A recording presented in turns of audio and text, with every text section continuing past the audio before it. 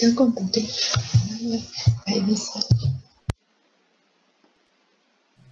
Bueno, ¿ya está? Ya. Ya, ok. Ya lo logran ver, ¿no? Sí, Pi. Ok. Ahorita que terminamos, dentro del tratamiento nos faltó mencionar tratamiento del retraso mental, pues es según la patología. Muchos, como les mencionaba, son pacientes que tienen impulsividad, entonces a veces se les puede dar valproato, oxcarbamazepina, carbamazepina, algún estabilizador del ánimo. Si hay mucha agresividad, se puede manejar bastante bien risperidona o lanzapina, algún neuroléptico.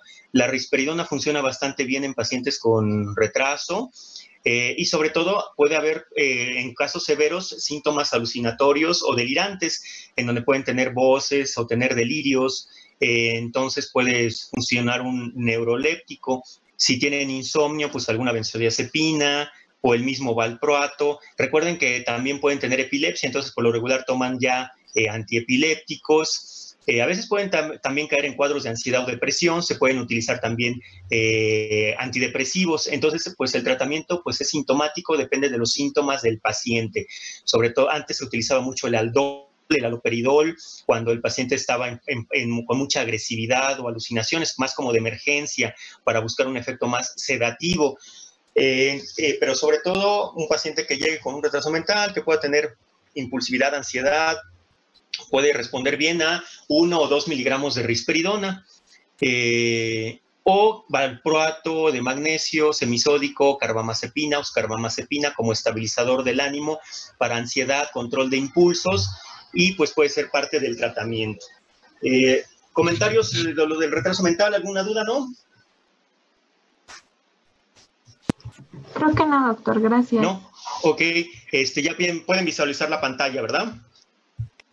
Sí, doctor. Bueno, vamos a seguir con este tema dentro de los trastornos del estado del ánimo. Vamos a ver el tema de suicidio para complementar lo de depresión y pues vamos a ver que pues este entra dentro del apartado de urgencias psiquiátricas. Es frecuente que tengamos urgencias psiquiátricas con muchos pacientes con intentos suicidas de baja o alta letalidad.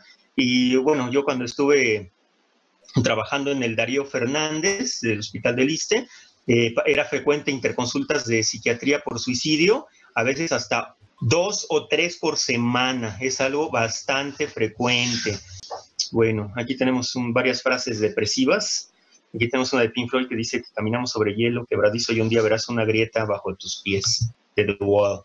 Bueno, ¿qué es el suicidio? Según la Organización Mundial de la Salud del 2000, hay un suicidio cada 20 segundos a nivel mundial. Entre 40 y 20 segundos alguien se suicida. Y estamos hablando de suicidio consumado, o sea, personas que lograron quitarse la vida, no intentos, suicidio consumado. Aquí vamos a ver que un intento suicida, 1 o cada 2 segundos. Hablando de esto, de suicidio consumado, ¿sí? Entonces, pues son estadísticas bastante altas, ¿no? Difiere de país a país en algunas épocas del año, pero son estadísticas muy, muy elevadas. Como suicidio consumado cada 20 o 40 segundos. Y un intento, o sea, personas que lo intentaron pero no lo lograron, cada 1 o 2 segundos a nivel mundial. Y pues si lo comparamos con las guerras, pues muere una persona cada 100 segundos, es como para hacer un comparativo. El suicidio viene del latín sui y occidere, que significa matarse a sí mismo. Como definición, suicidio es la muerte que resulta del acto suicida. Etiología, factores genéticos. Los padres, ya vimos en la historia clínica psiquiátrica que cuando veíamos lo de depresión, que hay que hacer una historia clínica si hay antecedentes de suicidio, depresión, etcétera, para ir viendo comorbilidad y el riesgo. Hay algunas alteraciones enfermedades endócrinas como alteraciones del cortisol y algunas enfermedades pueden generar depresión y esto llevar a una depresión grave y a un suicidio. Bueno, hay que ver la comorbilidad. Lesiones del lóbulo frontal, pacientes que tienen algún daño orgánico cerebral, epilepsia, alguna lesión orgánica, recuerden que son más agresivos, más impulsivos, entonces pues pueden cometer más actos suicidas. Entonces, comorbilidad médica con enfermedades orgánicas, como aquí ya mencionamos, alteraciones de la hormona tiroidea o alguna enfermedad endocrina. Ese es otro pensamiento. Dice que Marilyn Manson, que la vida es un cigarro que lentamente se consume.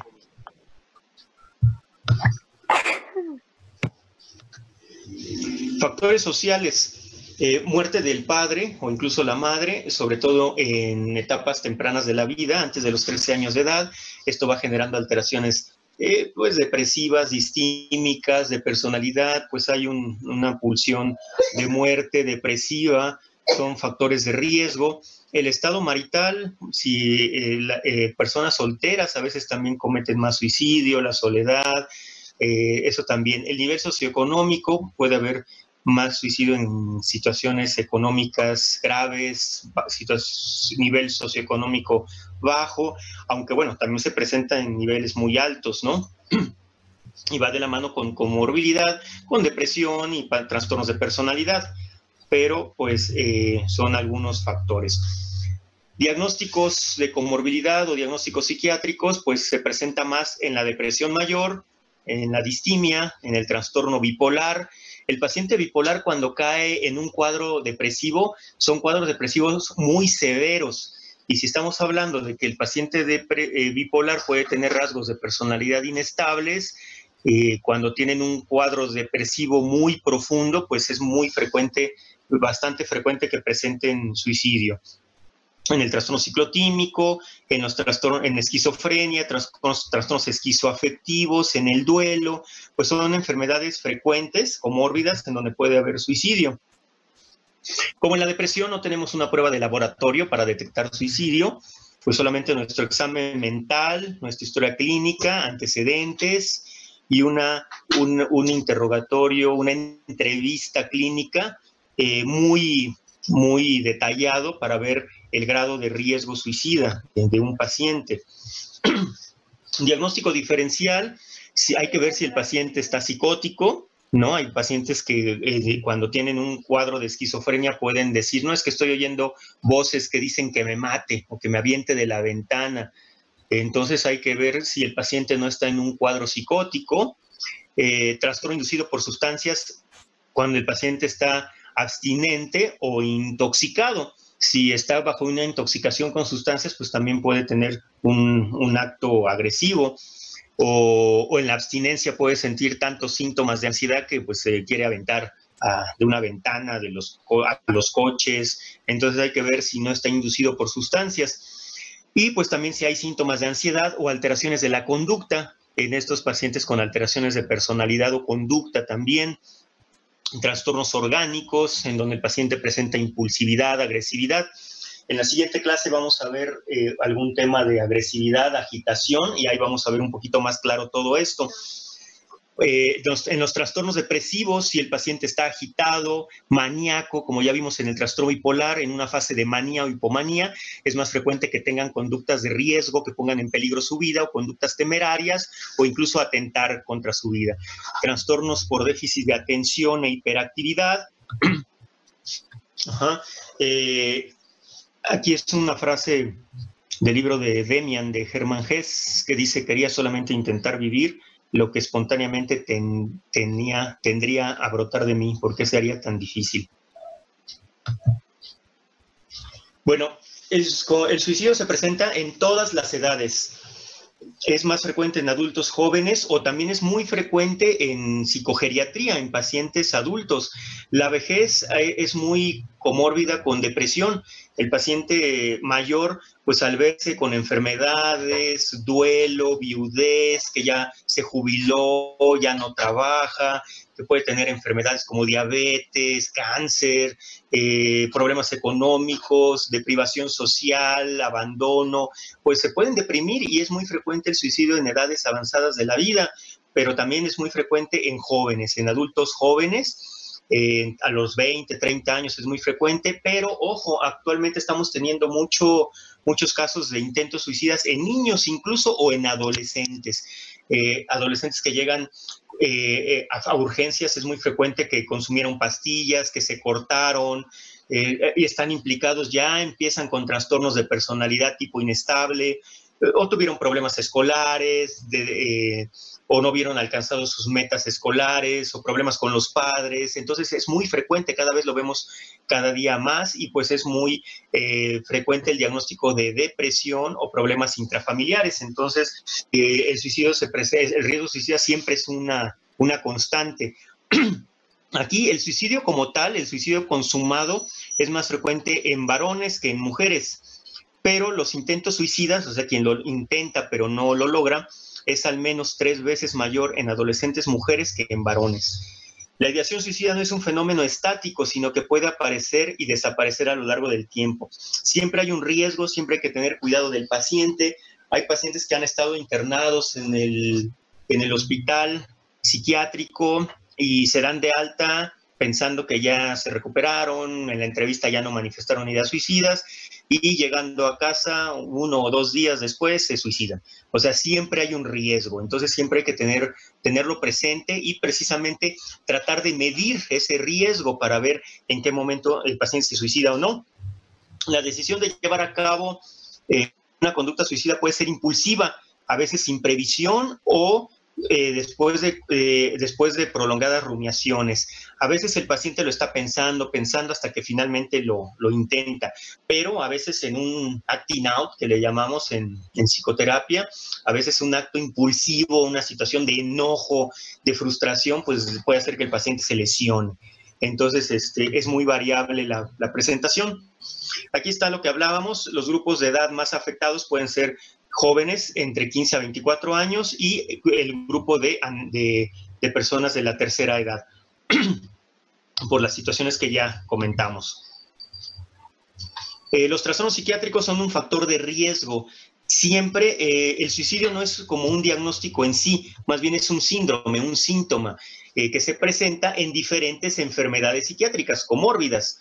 El 90% de las víctimas que cometieron un suicidio o incluso un intento suicida, cursaban con un diagnóstico psiquiátrico, ya eran pacientes del servicio de psiquiatría, ya eran pacientes conocidos y pues ya tenían algún diagnóstico. ¿Cuál? El que ustedes gusten. Trastornos de personalidad, esquizofrenia, orgánicos, lo que sea, retraso mental, lo que sea. Ya hay un diagnóstico, o sea, son pacientes ya vulnerables de alguna forma.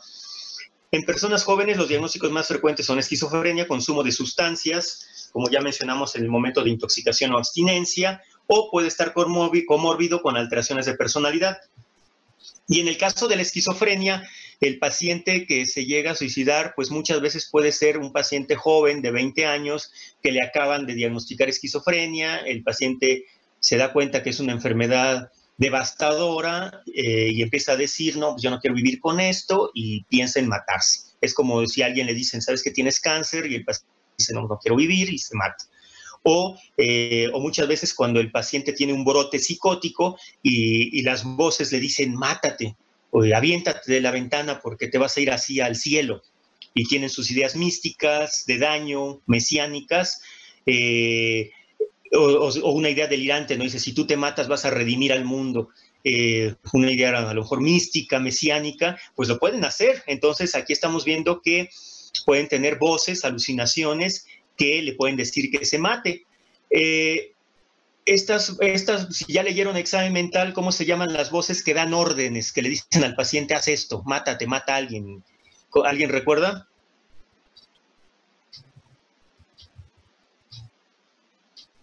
¿No?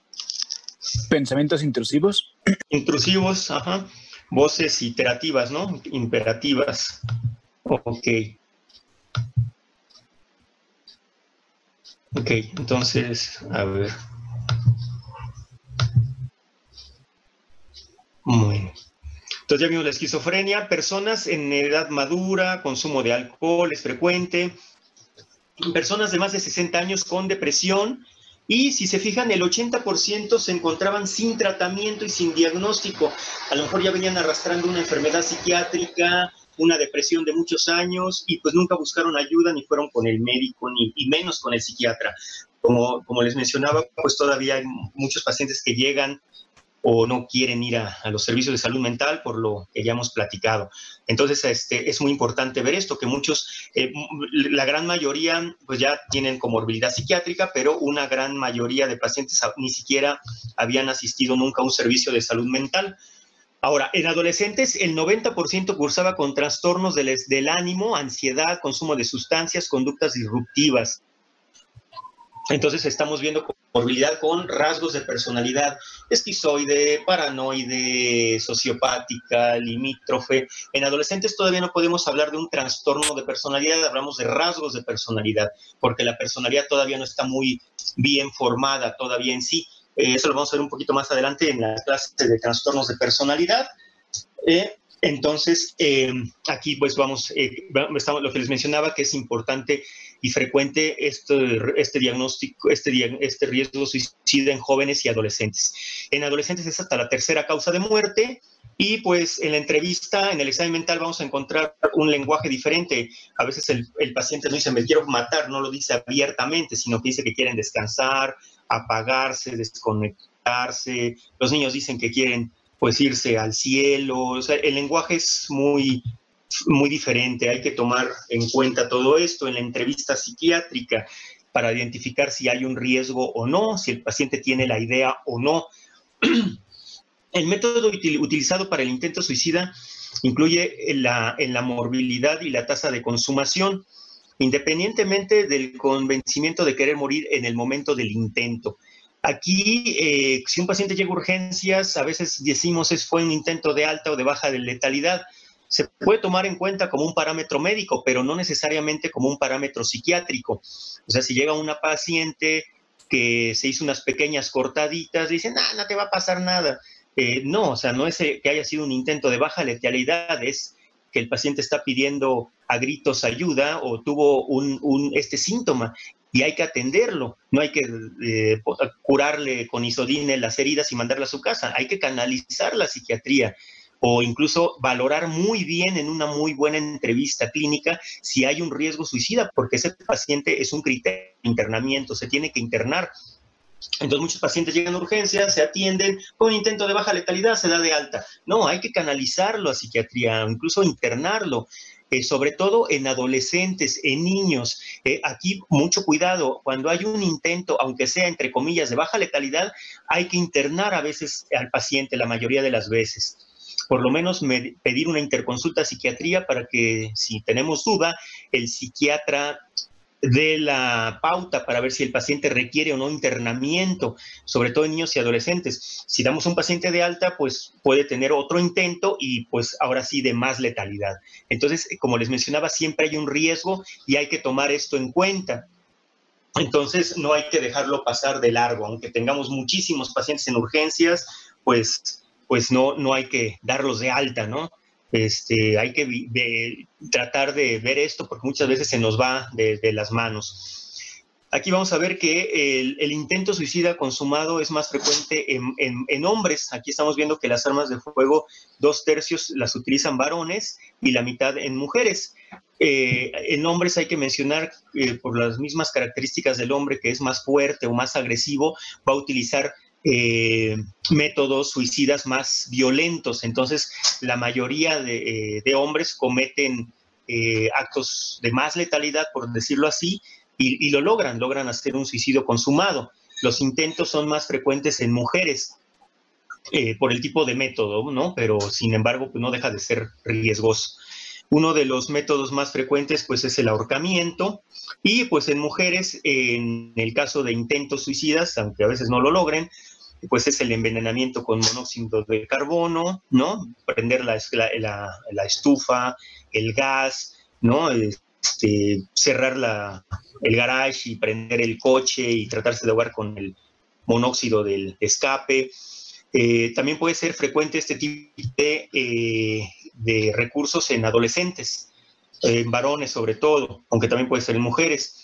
y muchas veces con ingesta de sustancias tóxicas.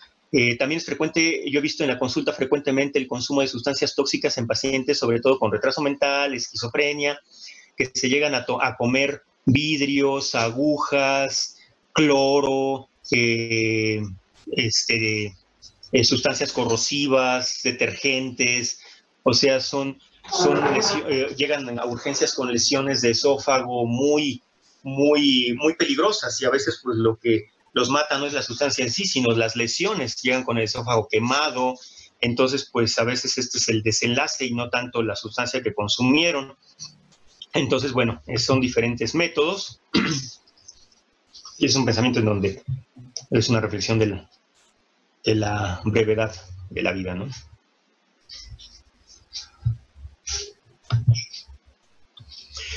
Factores de riesgo.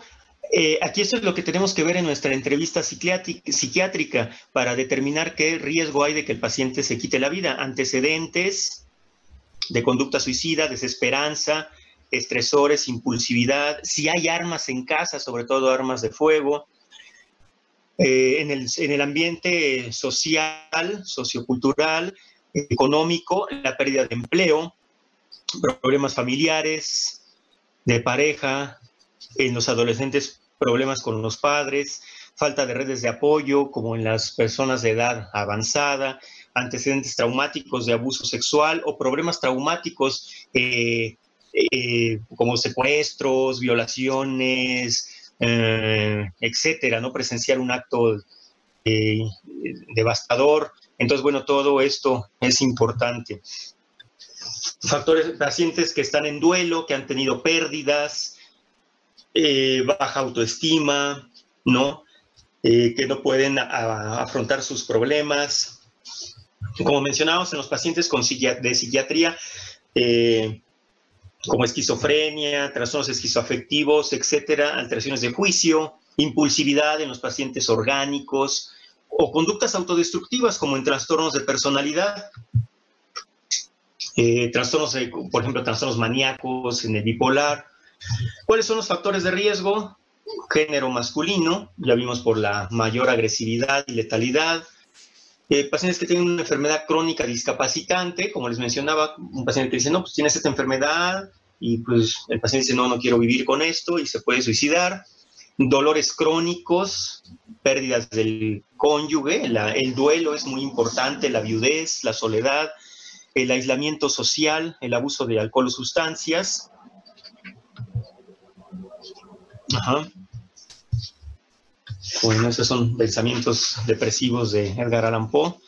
Dice, sueños, pequeños fragmentos de muerte, como los odio. Bueno, el diagnóstico, una historia clínica adecuada, un examen mental. Hay que preguntar directamente sobre el pensamiento suicida. ¿Ha pensado en morir? ¿Se quiere matar? ¿Realmente lo haría? ¿Lo ha hecho antes? ¿Lo ha intentado? ¿Nunca lo ha hecho? ¿Cómo lo haría? O sea, hay que hacer una entrevista muy estructurada y dirigida para ver si el paciente tiene ese riesgo o no. Es muy importante ver si hay intentos previos. ¿Lo ha hecho? ¿Cuándo fue la última vez? ¿Fue hace menos de un año? ¿Hace más de un año? ¿Qué método empleó? ¿Requirió hospitalizarse? ¿Ha estado internado? ¿Ha tenido familiares que han muerto por suicidio, con depresión? Hay que hacer una entrevista muy estructurada.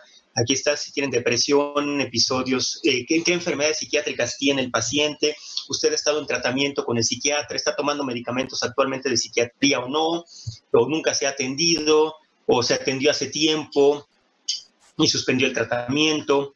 ¿Consume usted sustancias como alcohol, drogas? ¿En este momento las ha consumido? ¿Cuándo fue la última vez que las consumió? Si tiene antecedentes de conductas agresivas, impulsivas, para determinar si es un paciente con una alteración de personalidad o conducta. Factores estresantes recientes. Oiga, ¿qué lo llevó en este momento a pensar en quererse quitar la vida? ¿No? Ahorita, por ejemplo, está de moda lo del virus, y pues ha habido por ahí casos de personas que les diagnosticaron, usted tiene coronavirus, y dicen, no, pues yo no quiero morirme de esto, y se matan, cuando realmente no supieron si la enfermedad iba a ser grave o iba a ser leve. Entonces ha habido casos. Igual si le dicen al paciente, tienes cáncer o determinada enfermedad, pues se pueden morir, querer morir. Entonces puede ser una conducta impulsiva, casi sin pensarlo en ese momento. Entonces, pues, como les menciono, siempre hay un riesgo. Entonces, aquí, bueno, también hay que ver si hay factores estresantes recientes, si el paciente perdió su casa, su trabajo, familia, pareja, duelos. Entonces, todo eso es importante. Si hay consumo de alcohol, sustancias, ya me comenté, pues en adolescentes es importante cuando cometieron un delito y pues no quieren estar en prisión, y pues también va de la mano con trastornos sociopáticos de personalidad, por ejemplo. Entonces, pues estos son algunos de los factores. Hay que ver si todos nuestros pacientes son de riesgo. Como vimos, el paciente suicida pues tiene una comorbilidad psiquiátrica. Entonces hay señales de alarma. Si el paciente se empieza a abandonar, empieza a estar depresivo, desaliñado, ya no sale, se empieza a aislar, cambios de patrones sociales, disminución de la productividad social, escolar, alteraciones del sueño, apetito.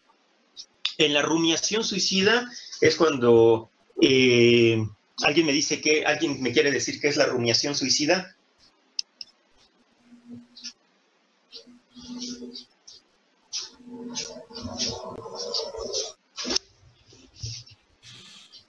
Bueno, ¿alguien que me diga qué es la rumiación suicida?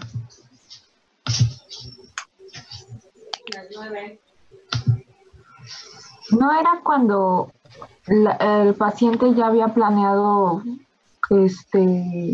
como que el suicidio, o sea, que ya había empezado con las ideas y que ya tenía como casi todo estructurado? Más o menos. ¿Quién más opina? ¿No son los pensamientos constantes de suicidio que tienen? Es más bien sería la idea suicida, ¿no? La idea de muerte. ¿Alguien más quiere opinar qué es la rumiación suicida?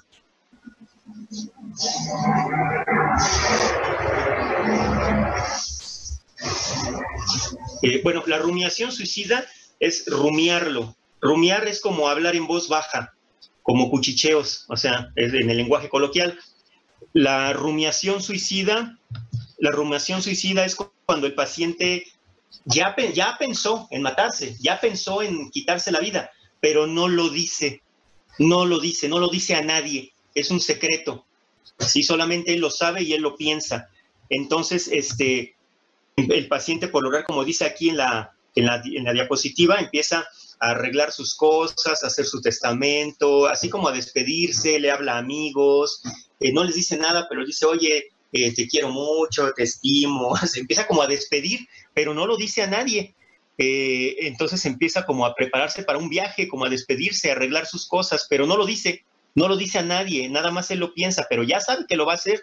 Entonces es muy peligroso, es muy de riesgo, por eso se llama rumiación suicida. El paciente ya tiene la idea, pero no lo dice abiertamente. Y los familiares y las personas que lo conocen, si son abiertos a él y lo empiezan a ver raro, dicen, oye, como que lo veo raro, ¿no? Entonces esa es la rumiación suicida.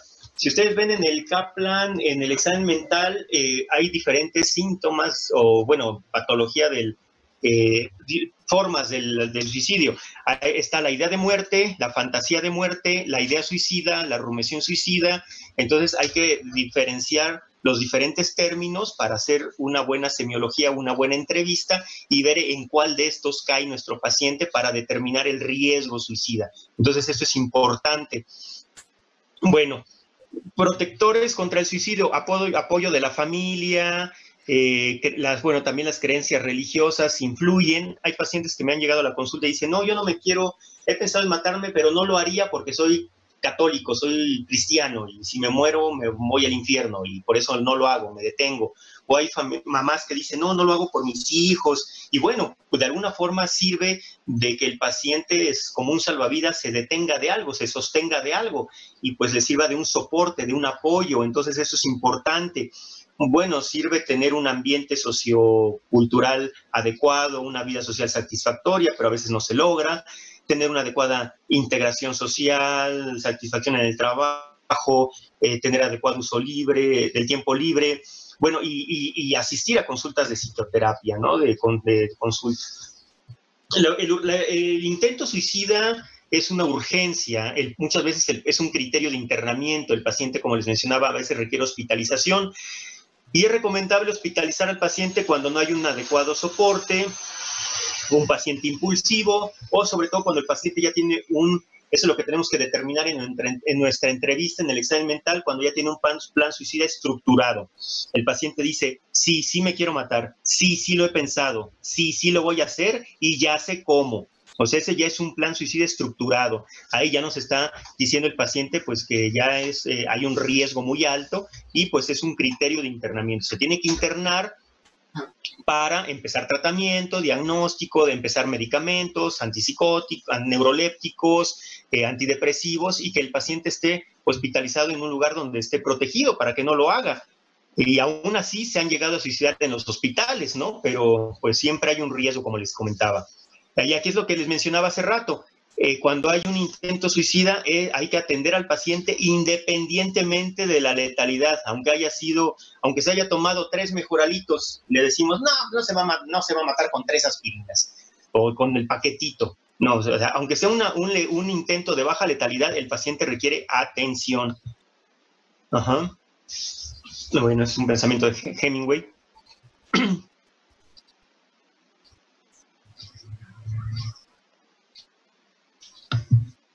Hospitalización.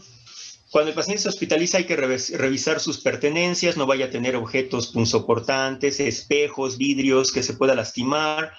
Tiene que estar en una habitación segura, ya no hay aislados necesariamente, pero tiene que estar cerca de enfermería para que enfermería vigile al paciente.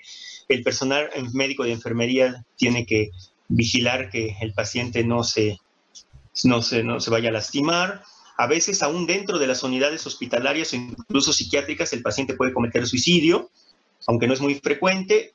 Aquí está la frecuencia. Hasta el 1% de todos los suicidios puede ser dentro de los hospitales. Hospitalización. El paciente hospitalizado utiliza el tratamiento con antidepresivos. Hay que llegar a dosis altas, a veces en corto tiempo, para que se estabilice pronto. Todo eso es bajo un protocolo intrahospitalario. Vigilar la evolución del paciente, sobre todo cuando hay más riesgo dentro de las primeras semanas del tratamiento.